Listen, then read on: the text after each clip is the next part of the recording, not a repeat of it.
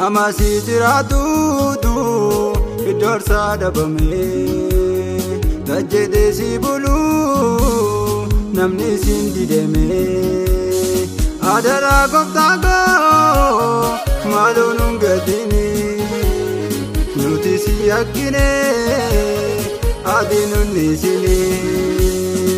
adara goftaago maaloo gatini nuti si yakkine ati nunni sini.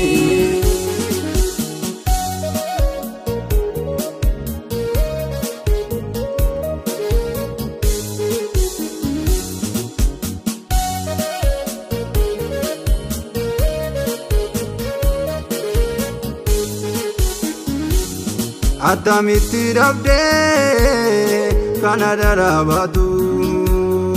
waan hundumaa gatee nama siif jiraatu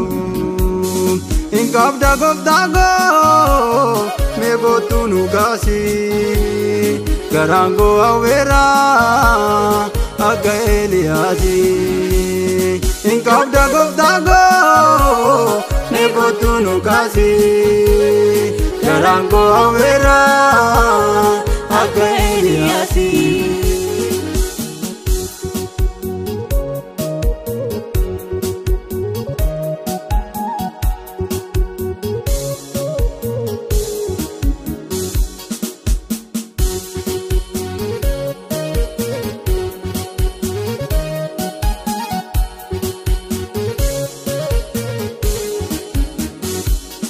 Yeroon taa'ee laalu waan nu keessa jirru galmicha galgala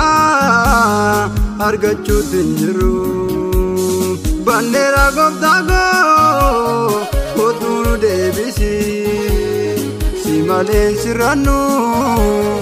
karaa nu qabsiisi bandeera goftaago kootu nu deebisi si malee sirrannu karaa nu qabsiisi. Namasi jiraatutu iddoorsaa dhabame tajjete si bulu namni sin dideme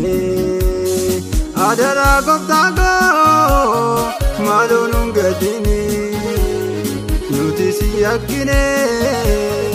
ati nunni sini adara goftaago maaloo gatini nuti si yakkine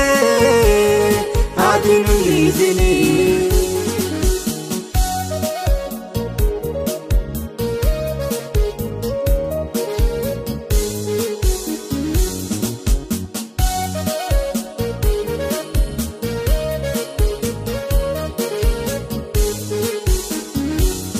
Gunguma adeemna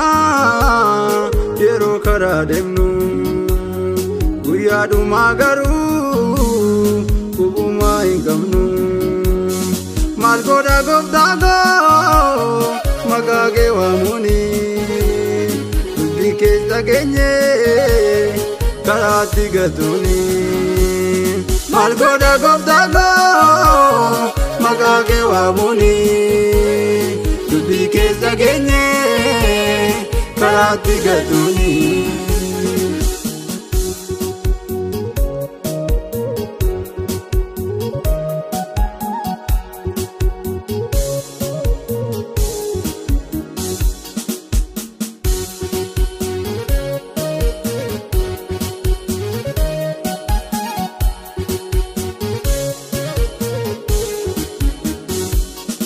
Ofaa sirreessinu